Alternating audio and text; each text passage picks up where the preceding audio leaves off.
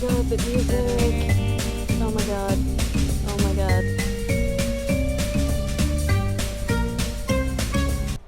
Jesus Christ, that music is loud as hell. Oh, Jesus. Okay, language. English.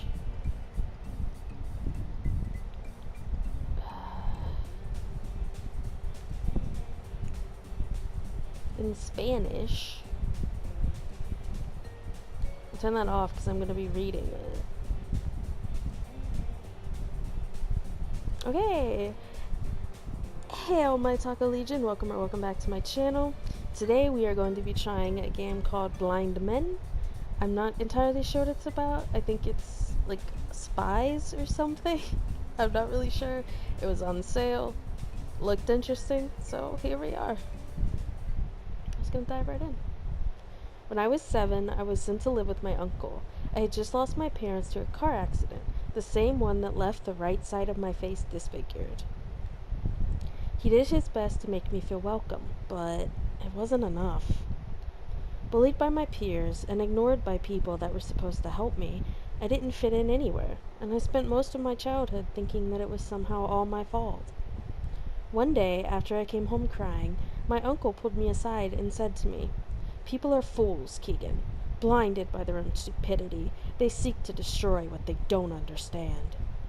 But people like you and me, we're different. We're better. Never forget that." At that moment, it all became clear. I finally understood what I had to do. I'd follow my uncle's footsteps, and I'd show them. So, what do you think? I'm only missing the essay section of the application. I don't know why the League even asked for one. There's nothing particularly evil about good grammar. I laughed nervously at my own bad attempt of making a joke. The League of Evil is the highest authority when it comes to criminal activity around the world. They can make or destroy a supervillain's career with a single word, and even those that don't answer to them know better than to oppose them. Membership is for life, and vacancies are rare and far and in between. Even getting the opportunity to apply is difficult enough. I'm perfectly confident in my ability to deliver a flawless application, of course, but one can never be too sure. Which is exactly how I ended up asking one of my uncle's henchmen for his opinion on my application. It's about passion. Common criminals are a dime a dozen, but being a supervillain requires true dedication. He claps his hands together in excitement. He's almost as enthusiastic as I am about the idea of me getting to join the League, which makes the fact that I have no idea of what his name is rather embarrassing. It's not that I don't care, it's just that after a while, henchmen just sort of blend in together. During training, we were shown the video of the boss's speech at the Allied Nations. It was wonderful. Half the room was in tears by the end of it. It's the one about how powerful countries abuse the vote system of the organization to legitimize their actions, isn't it? I've seen it too. It's really good. It's not for nothing that Human Resources makes all the new recruits watch it. In just a few words, you can really feel what the boss is about. What makes him different from all the other supervillains out there. You don't need to worry so much. Write from the heart, and you'll do fine. Besides, you're Spinx's nephew. It runs in the family. He said so himself, didn't he? I groan. Ugh, don't even start. It's bad enough that people think I only got to the opportunity because of him in the first place. The last thing I want is for it to actually be true. Getting into the League by my own merits is the only way I'll ever be taken seriously as a villain, by them and by everyone else. Not to mention, he has this weird idea about how spending all my time down here is not good for me. And it's not something recent either. Because intelligence agencies were always looking for my uncle, we never stayed too long in one place. As a result, I was homeschooled for most of my life. But ever since I finished my high school studies 3 years ago, he's been trying to get me to enroll in college. An actual college with other normal people. At first, it was just subtle hints and the occasional comment, which I accepted as his way of showing he cared about my future. However, since last month, he's been bringing a bunch of pamphlets home. He went as far as outright telling me that if I was having problems choosing, I should study engineering like he did. Speaking of the boss, when are you planning to tell him? I have managed to keep the application process a secret for the better part of a year, but it can't remain that way forever. As proud as it makes me that he hasn't found out yet, I'm no fool. I know that luck has played at least some part in it. Besides, I meant it when I told the henchman that my uncle is my biggest inspiration. His approval would mean a lot to me. The next time I see him, I suppose. It will be better if he hears it from me now and not from the League after I get accepted. He hates being left out, and considering what I'm planning, he might just have a stroke. Well, here's your chance. He's heading our way. What? He was not supposed to come back until tonight. The henchman shrugs. I turn around and see my uncle walking through the door. He has never been a particularly expressive man, but he looks even more serious than usual. Good morning, boss. The henchman salutes him, and my uncle dispenses him with a nod. As he leaves, he silently mouths a good luck in my direction. Traitor! You're early. There was an explosion in the lab.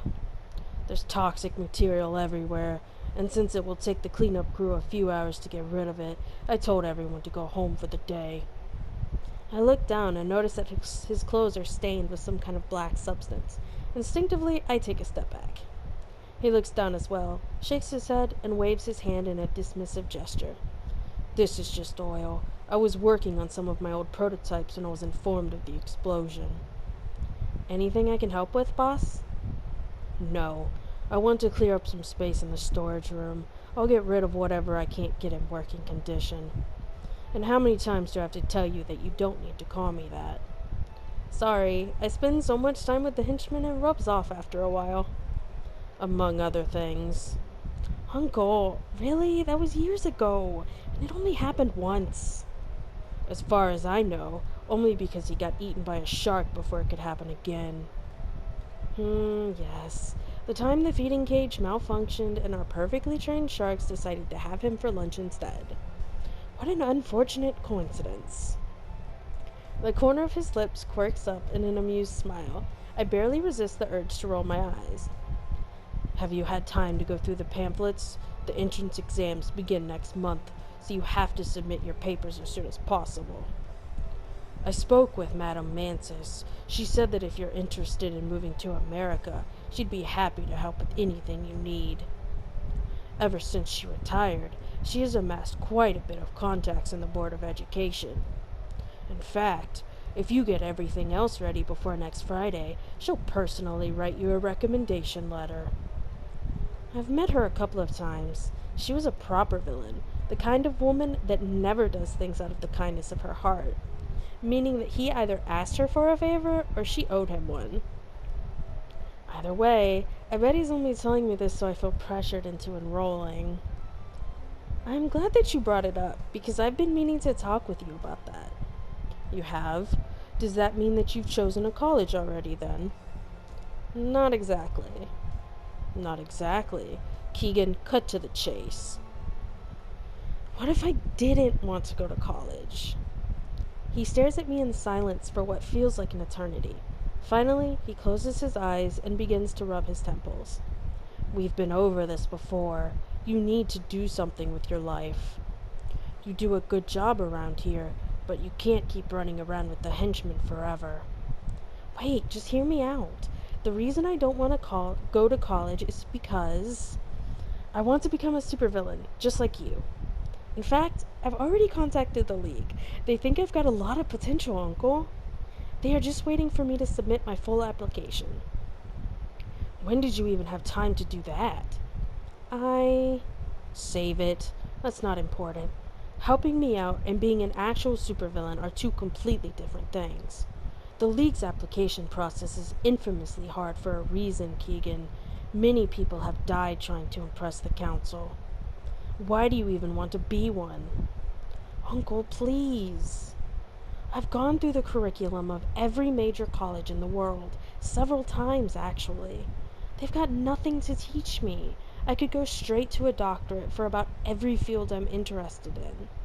Why should I waste my time with frivolities when I could be doing something that actually matters? You are the one that always says that people just don't know what's best for themselves. Well, I do. Besides, I've been helping you out practically my whole life. I'm not making an uninformed decision. I know exactly what I'm getting myself into. Are you sure about this? I've never been more sure about anything. Have you decided how are you going to call yourself? Do you have base of operations? What about a plan? How are you going to pay for everything? Do you remember the weapons dealer that sold you the parts you were missing for the death ray? Turns out that he also handles mercenary contracts, and he comes highly recommended in that regard. He said that he would lend me one of his bases and some people if I went over a couple of the blueprints his scientists are working on. I know it's not ideal, but it would only be for a day or two.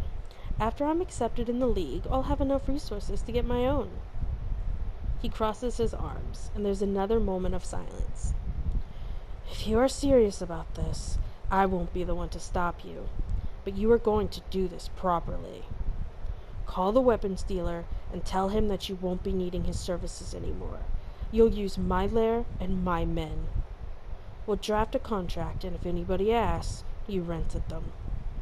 Thank you, Uncle. I promise I won't disappoint you. Of course you won't. Now come, tell me more about your plan. A month later, National Museum of Science, Bonn, Germany. I pretend to adjust a strand of hair behind my ear, pressing the button in my earpiece to increase the volume. Boss, I'm in the control room. I've taken care of the security recordings. The police won't find anything of use in any of them. The men are all in their posts and ready to go too. They'll be waiting for your signal.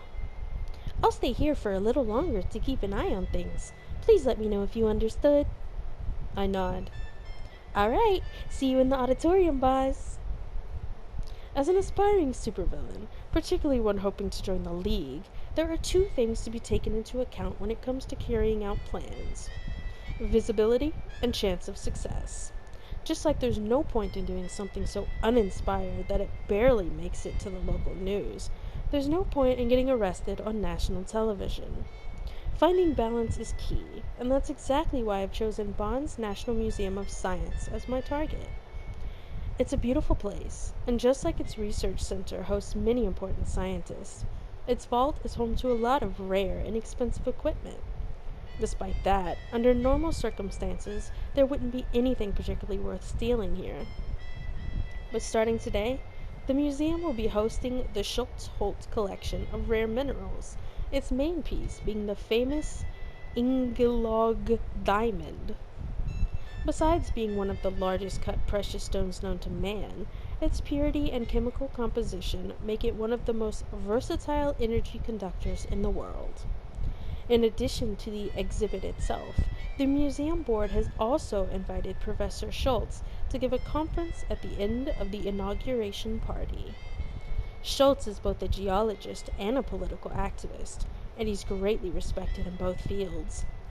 To make sure that no other villain interferes, I told both the League and my uncle that I'd be planting bombs in the museum and holding the guests hostage for a ransom. Very few people are willing to risk getting blown up by a first-timer after all. But actually, my real plan is... Oh, I get to choose! Oh, do we want the... Why would we... I feel like kidnapping people is too, it's too much. We're stealing the diamond. Stealing the Ingelog certainly won't get me any points for originality. It's changed hands so many times it has to be authenticated every time it shows up.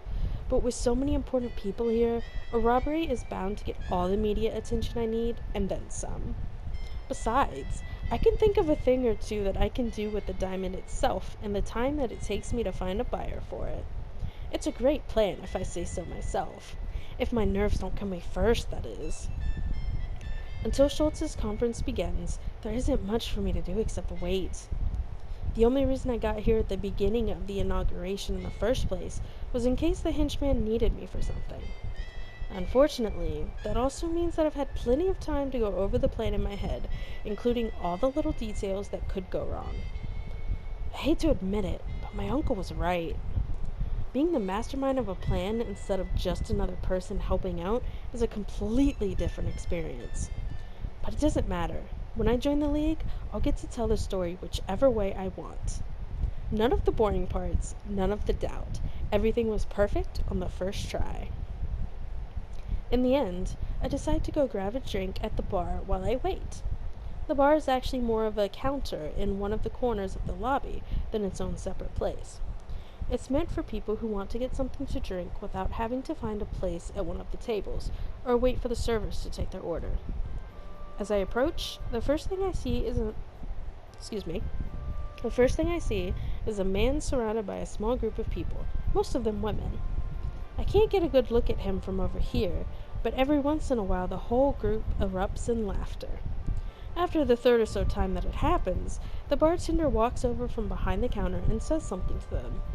He probably asks them to either lower their volume or leave, since the group begins to disperse right afterwards. Now by himself, the man takes a seat next to another blonde man. He leans back on the chair and begins swinging it back and forth. Oh, we got a pretty boy in the house. Oh, we got a gruff. He kind of looks like Germany from Italia, I'm not gonna lie. They're cute though. No wonder he was surrounded by women. He's pretty handsome. And the man next to him isn't too bad himself either. See, Keegan agrees! Definitely a much better view than what I had at the lobby. A moment passes, and the man in the tuxedo says something. They exchange a few words, but the expression on the blonde man's face is so unfriendly that they don't really go beyond that. If looks could kill. In any case, I don't have much time to think about it. At that exact moment, the first man turns around and our eyes meet. I look away to see if he'll do the same, but he doesn't. Instead, I can feel him staring at me until I give up and look back. He makes a gesture at the bartender to order another of whatever he's having. Now with the additional glass in hand, he approaches, stopping right next to me and leaning against the counter. Having fun? From his body language and his accent, I'd say he's American. I waved my hand in a dismissing manner. Not really. Watching the governor try to explain the merits of mineralogy has been the highlight of my evening so far. These things are usually more lively. Well, as lively as events of these sort can get. Last time there was this professor from Columbia. What was his name? Anyway, he's convinced that Schultz's methodology is faulty, so he always ends up causing a ruckus whenever they meet. But this time, the committee made sure that the guest list is as inoffensive as possible. You didn't hear it from me, of course. Of course. Drink? He raises the glass towards me. I saw him order it, but I didn't see the bartender pour it, so of course I'm not going to accept it. I shake my head and pick up my own glass, almost empty by now, from the counter. No, thank you. I already had one. He shrugs and takes a sip. It's quite good, isn't it? German alcohol is one of the 2 reasons I'm glad that the Soviets only got to keep half of the country. And the other one is Germans. By now, it's become clear that he's flirting with me. Whether he's actually doing a good job is a different point altogether. I decide to... You never want to trust the flirty types, okay? He was surrounded by women. Don't trust him. Try to get rid of him. I don't have time for loud drunkards, as handsome as they may be.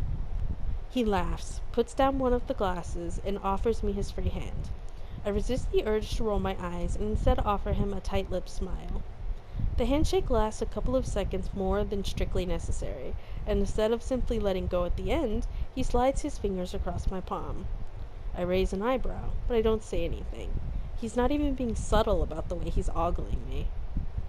Johns, it's a pleasure to meet you. Likewise.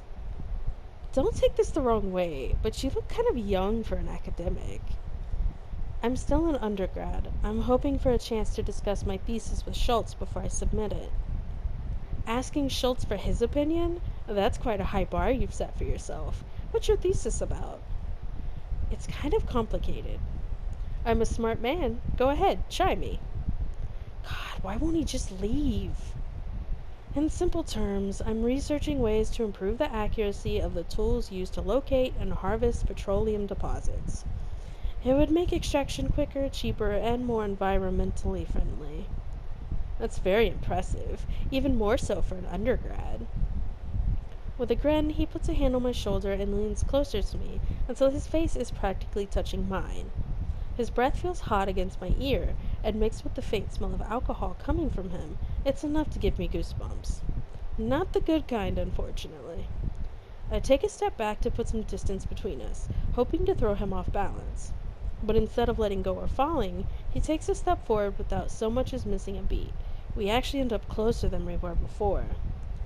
Maybe we could discuss some of your ideas in private. Are you like this with all the geologists you meet? Only with the ones that look like they could use the distraction. Should I take that as a yes? Maybe some other time. If I miss Schultz, my thesis supervisor will have my head. Some other time, then. He picks up the glass, chugs down the rest of the drink, and gives my arm a squeeze before turning around and walking away. As soon as he's out of my sight, I let out a groan. What a piece of work. Trying to pick up people in a place like this. No wonder he got told to get lost by the man at the bar. What did he even expect me to do? He was lucky it was me. Anyone else would have punched him for his trouble. There's a buzzing sound from one of the nearby speakers, and I turn my attention to it. First call. Please proceed to take your seats. The conference will begin in 15 minutes. When the announcement is done, I head towards the auditorium. Other than the first 2 rows, which have been reserved for politicians and the press, the seats aren't numbered. Terribly inconvenient for people that would rather secure a good place without having to enter early or wait too long in a line for it. On the other hand, it's perfect for someone like me that would rather not have a name attached to their tickets. When one of the ushers takes my ticket, I recognize him as one of my uncle's men, just like the henchman said. He directs me towards a free seat at the corner of one of the middle rows. Perfect. Nothing would ruin a dramatic entrance like having to ask people to stand up so I can get to the stage. Once I'm at the seat, it quickly becomes obvious why no one had taken it yet. Sitting next to me is the blonde man from the hall, reading the program with an expression on his face just as unfriendly as the one he had back there. Excuse me, is the seat taken? He looks at me, shakes his head, and goes back to reading without a single word. Under any other circumstances, I wouldn't care, but come on.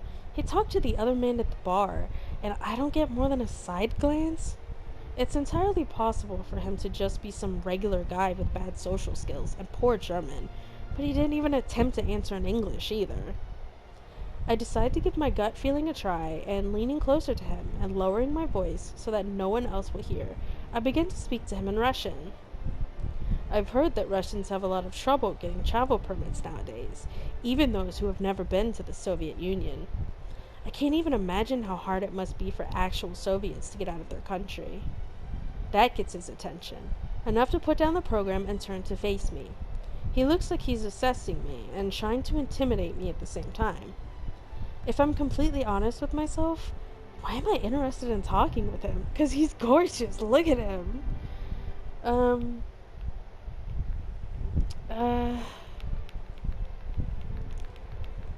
I feel personally like if somebody is like going out of their way to ignore me, that just makes me want to get their attention more.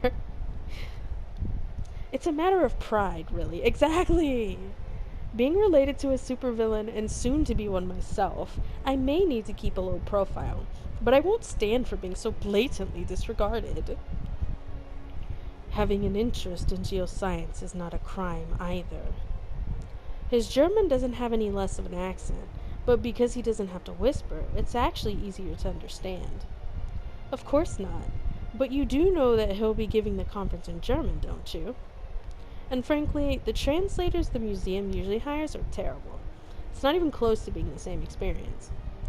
I'm speaking with you, aren't I? My German is good enough. This is quite different from a scientific presentation. What do you really want? I'm just trying to have a conversation with the person sitting next to me. Why? Should it be about something else? No, of course not. We exchange a look of suspicion before he goes back to reading, not without hesitation. Seems like I'll have to keep an eye on him. Third call, please remain in silence for the duration of the conference. We'd like to remind you that photography is restricted to authorized press. The lights of the room begin to dim until they turn off completely, and the auditorium's only remaining illumination are the spotlights above the stage. A man in a suit appears from the left end of the stage, followed by Professor Schultz. He stops at the podium, and soon any hopes of conversation are drowned by the audience's applause. Please welcome Professor Hans Schultz, head of the Schultz-Holt Foundation. There's another round of applause, this time much louder. After a couple seconds pass, Schultz holds his hand up and the whole room goes quiet. Slowly, the floor next to him begins to open, and everyone watches in awe as the case in which the diamond is kept raises from it. I had seen pictures of it before, of course, but it doesn't compare to seeing it in person. As you all know, the Ingelog is amongst the rarest gemstones in the world. Flawless both in its surface and its interior, it allows both heat and electricity to be conducted with minimal dispersion up to... I pressed the button on the side of my watch. I couldn't risk bringing too much equipment on my person, but I managed to fit both a communicator and a small laser into my watch. At my signal, the doors burst open and the henchmen appear, while the ones that had been posing as ushers hurry to lock the doors behind them. My uncle only ended up lending me about half a dozen of them, but since the people inside have no way to tell, they are more than enough. There are whispers of confusion at first, but the room goes completely quiet when Schultz slams his hand against the podium. What is the meaning of this? Security! Get these people out of here! I stand up and I'm escorted to the stage by that one henchman whose name I should probably know by now. While we walk, he goes ahead and hands me the control of the bombs. It's mostly for show, since we only wired enough bombs to mess up some of the less important rooms slightly, while the rest are decoys set to release smoke. Of course, they don't know that. There has been a slight change of plans, Professor. As I take the podium, I put down the control in front of me, and I signal the henchman to restrain Schultz. They both get off the stage, and he leads the professor towards the side of the auditorium. Ladies and gentlemen, please remain seated. If you cooperate and do exactly as you are told, no one will get hurt. When you look back to this moment in a few years, you'll realize that it was the most important day of your lives. Scientific achievements, political careers, everything you've done will pale in comparison to this instant. And that is because today, you'll become part of history. You'll have the honor of witnessing the birth of one of the greatest supervillains known to man. Dr. Cyclops. Bitch, what is that name? No! As of right now, you also have the honor of being my hostages. Hopefully the government values your lives.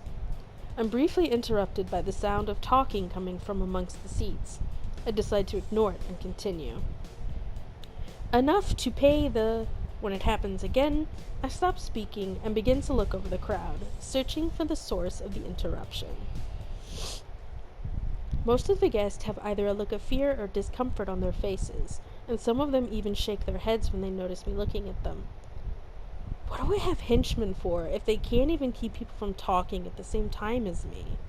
Finally, I notice that the henchman is out of place, standing at the end of a row rather than at his place next to Schultz. He seems to be arguing with someone. I step down from the stage to get a better look, and I recognize the other person as the man from the lobby. What are you doing? Sit down! I'm going to the bathroom, unless you want me to get sick all over the floor. He stands up and gives a few steps forward. Actually, it's more of an awkward stumbling. He looks really drunk.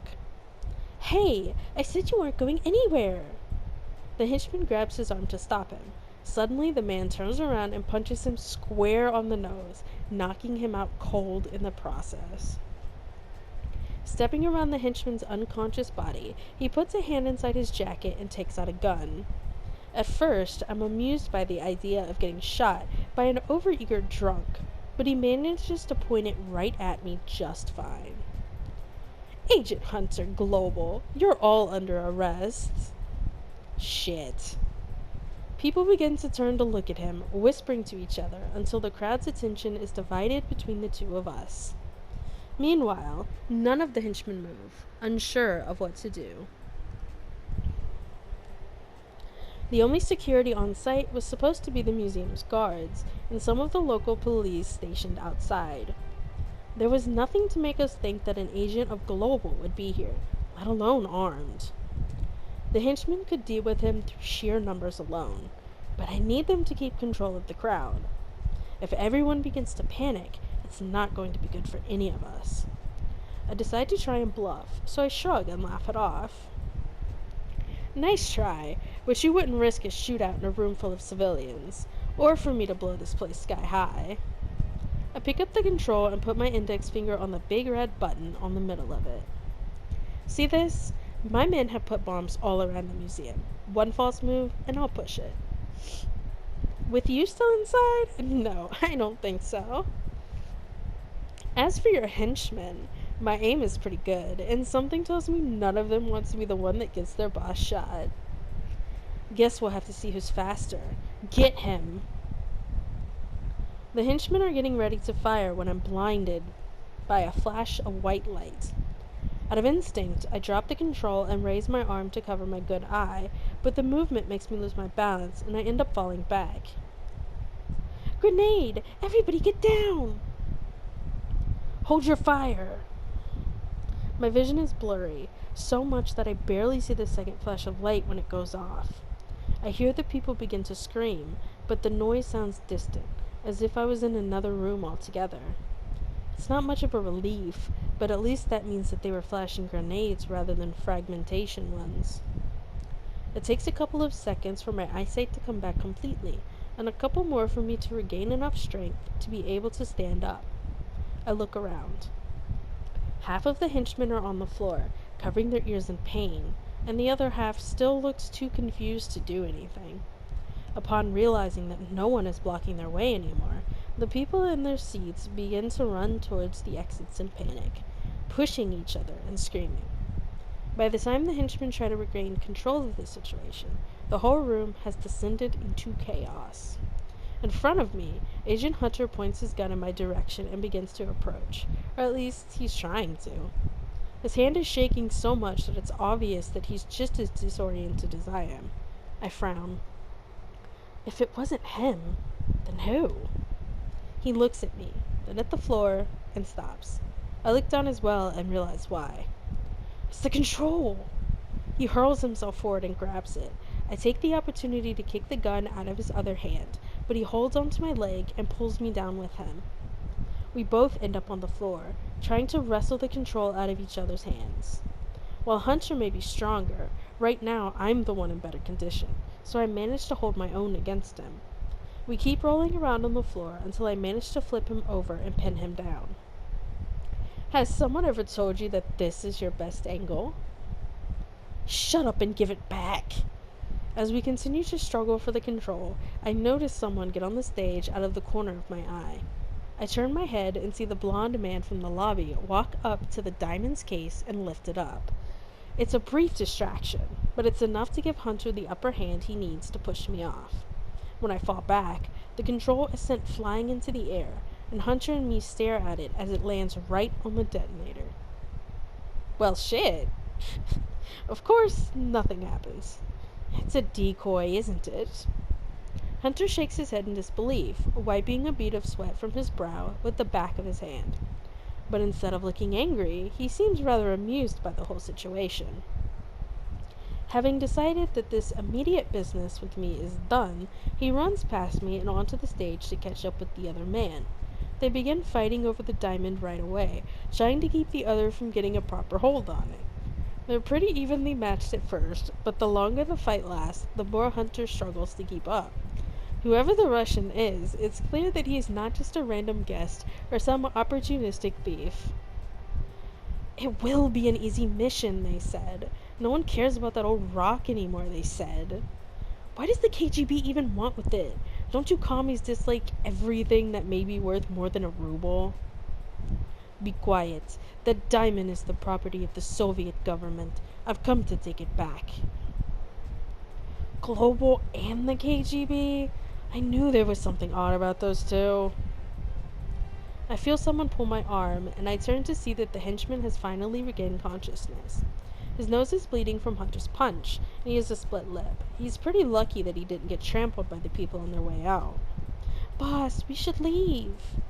By now the room is almost empty, and the only ones left here besides the four of us are the rest of the henchmen. At least they have enough common sense to not try to pick up their guns again. With how bad they look, I wouldn't trust any of them with one. I shake my head. Like hell we are. I'm not going back empty-handed. Get everyone out of here and meet me by the vehicle. I'll take care of this myself. He gives me a hesitant look. When he doesn't move, I snap my fingers to get him to hurry. What are you waiting for? Go! He still doesn't look too convinced, but he doesn't say anything. He nods and goes to pass on my instructions to the rest of the henchmen. I walk back to the stage, where the Russian managed to open the case's lock while also keeping Hunter away from it. I need water.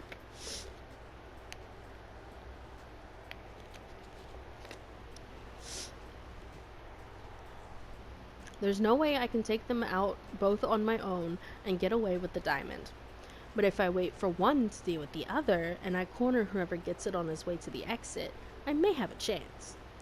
They both reach out to grab the diamond at the same time, but instead they knock it over, and it rolls all the way behind the curtain. The Russian pushes Hunter out of the way and goes after it, with Hunter following a second later. I lose them from sight for about a minute, my view obscured by the curtain. Finally, a hand pulls the curtain aside. It's the Russian. The Russian pulls aside the curtain with one swift move of his arm, holding the diamond in his free hand as he walks out from behind it. I hurry to the exit, putting myself between him and the lobby. He stares at me with a mixture of incredulity and annoyance, as if my presence hadn't been something worth noting until this very moment. He puts the diamond inside his jacket and rolls back his shoulders. I have no business with you. I'm only here for the diamond. Tough luck, because I came for it too, and I got here first. If you don't move right now, I will move you. The tone of his voice makes me hesitate, but I stand my ground. Jesus. He takes a step closer, but before he can make good on his threat, we're interrupted by a crunching noise. What was that? He stops, and we both look up. Cracks are beginning to appear on the building, with dust and debris slowly falling around us as they separate from the ceiling. There's another sound, and this time it's one we both recognize. It's a bomb going off. It's closer and louder than the last one, and I immediately know that I need to make a decision. I either stay and we try to get the diamond, or I get out of here. I'm getting out of here. The situation keeps getting worse, and the more I think about it, the less I think staying behind on my own was a good idea. As I consider my options, a big piece of concrete comes loose from the ceiling, right where the Russian is standing. Instead of moving, he stays in place and raises his arm, blocking the falling concrete with it. Oh my god! I let out a gasp, expecting that to be the end of the Russian, but as soon as it hits him, the concrete block splits in half. What the? How the hell did he do that? I don't know, but I'm in love. I love him. The Russian takes a moment to react. Once he does, we both rush inside as quickly as we can, practically pushing each other through the door. It slams shut behind us, and we stagger forward as the building shakes violently. I get to the beginning of the first row of chairs before I trip, falling to the ground. The Russian passes me by without a single worry for my situation, and I'm left on the floor, covering my head with my hands in case something else falls from the ceiling. Fortunately, that doesn't happen. After a few seconds, it's all over, and I get up as carefully as I can, just in time to see the Russian walking over to the door. and suddenly punch it, getting me to almost jump from the surprise. The door bends slightly, which is rather impressive in its own right, but not much happens other than that.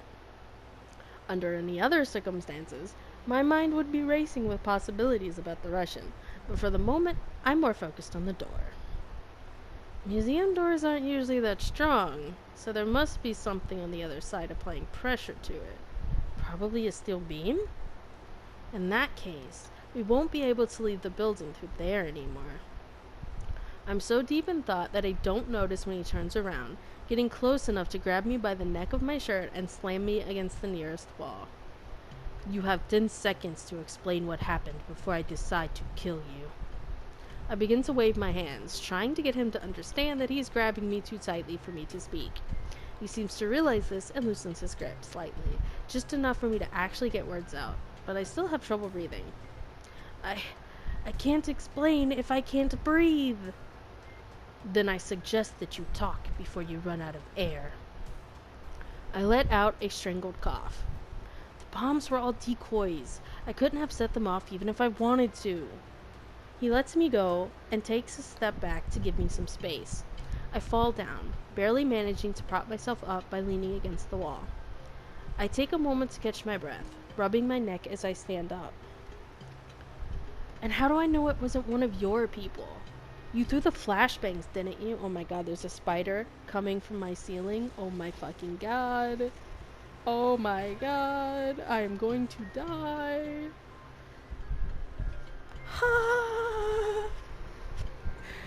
Why is it always spiders? Okay.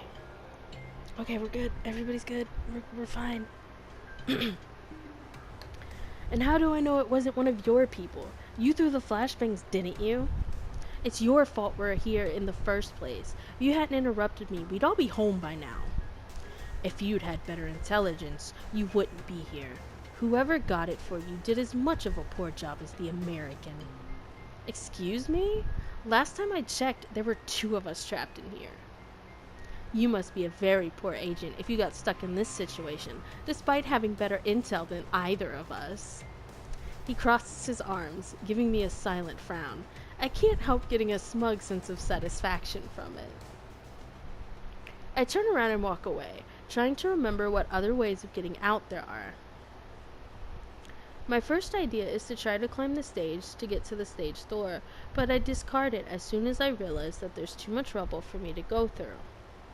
Even if I was more athletic, I don't trust my depth perception that much. I guess that my only other option is looking for one of the air vents. Finding an air vent is easier said than done, and between the busted lights and having to be careful in general, it takes me about an hour to make any real progress. An hour? Holy shit. Because the vent I end up finding is barely above ground level. At least I don't have to climb on anything. Since it's partially covered by a wooden panel, I need to remove it before I can tell whether I'll be able to use it to get out. But just when I try to take the cover off, I feel my hand tingle with the sensation of an electric current. I move it away as fast as I can, and I realize that there's a torn cable right next to the panel. Almost right away, the cable begins to let out sparks from its end. The cable had been right outside my field of vision until a moment ago, halfway covered by the panel. Fortunately, I'm not worse for the wear, other than the surprise, and I let out a sigh of relief. Damn, that was close. If I hadn't reacted so fast, that would have been one very nasty burn. After that, I'm hesitant to try and keep going ahead by myself. I have no way to treat an injury, especially a bad one. Which means... Ugh! I take a moment to consider whether working with the Russian is better than the possibility of electrocuting myself to death, and come to the conclusion that it is. If I'm lucky enough, he will need me for something, and it will spare me the moment of the embarrassment. Please ignore my cats. I decide to use the opportunity to change out of my suit and into my uniform. It's about as dirty, but it's a lot more comfortable. I wouldn't want to change in front of the Russian, that's for sure. When I head back to the entrance, I see that the Russian is still trying to get the door to open, to no avail. Now he has both hands on one of the sides, trying to get his fingers in the small space between it and the wall to get a better grip. Better that door than me. He stops and turns around. He seems to be just as frustrated as I am, so I suppose there won't be a better time for this. Listen, I've got the blueprints of this place memorized, but I can't look around all by myself. I make a vague gesture towards the damaged side of my face. And it doesn't seem like you've gotten very far either. We should work together. He doesn't look too convinced. The other option is that we wait for my men to figure out where we are, and I have to clean up your blood from my brand new diamond. Unless you're confident that you can get out yourself, or that someone is going to get you before my henchmen get here. It's a bluff. I'm pretty sure the henchmen noticed I didn't make it out the moment I didn't meet them like I said I would, but if there's no easy way out, there's no easy way in. Besides, it's a matter of time before the police shows up. And if the other man really was an agent from Global, they'll be here too. The Russian looks at the stage, then back at me. Even from this distance, it's easy to tell that it's not a place to just wander around aimlessly. Very well, but if you try anything. I look away and adjust the neck of my shirt. Yes, I know, one needless display of violence per day is enough. From now on, every time you look at me like this, I'll just assume you're picturing yourself choking me, alright? His lips quirk up slightly, as if he was trying to fight back a smile. It's just mildly insulting. If we're going to be working together, I think I need something else to call you besides the Russian. He doesn't answer. It's not like I was expecting him to tell me his real name, but an alias would have been enough. Or not, suit yourself. Maybe it's better to keep it this way. I heard that once you name them, you can't get rid of them. That earns me a smile. You can call me Sergey. And apparently it's also enough to get a name. Very well, Sergey. I'm Cyclops. Yes. Oh, wait. I thought... Not that I'm being very consistent with these voices anyway, but you know. Cyclops. Yes, I heard. And he's back to being rude. I'm a little surprised to hear that he was paying attention to what I was saying when I got on stage. Now, lead the way. I wish the color of the names was different for each character, because if I don't pay attention to the names, I read it wrong. But like I said, I'm not very consistent with the voices, so I guess it doesn't matter. He waits until I begin to walk to follow me, and I lead him back to the side of the stage where I was a moment before. Despite the fact that it's just as dark and full of rubble as before, Sergey's presence makes it easier. Mostly because I don't have to worry about tripping with anything. He's clearly annoyed with having to keep an eye out for me, and doesn't so much as warn me as push me out of harm's way, but he does a fine enough job. Here it is. The additional air vent should be somewhere on this wall, behind a fake wooden panel. I need you to knock on the wall until you find one that sounds hollow, then remove it. Is that what you were doing? He gives me a look of slight incredulity, as if he was expecting me to give him a series of really complicated instructions, or a long explanation. The implication is not lost on me, and I frown in return. Manual labor is a lot harder when you've poor depth perception. Besides, I did find an air vent, but it had live wires next to it, so it was useless either way. Stop looking at me like that and get to work already. I stand aside as Sergey begins to run his hands over the wall, starting at the top of his height and then knocking on it as he goes down. As he continues to examine the wall, I can't help but notice the way his sleeves keep creeping up his arms with every other movement. And it's not just because he has nice arms either, there's something odd about them. I'm not an expert in anatomy, but I know enough to notice that the way his muscles moves don't quite correspond to what he's doing. No matter how strong they are, normal people just don't use their arms to block falling concrete. Does he have fake arms?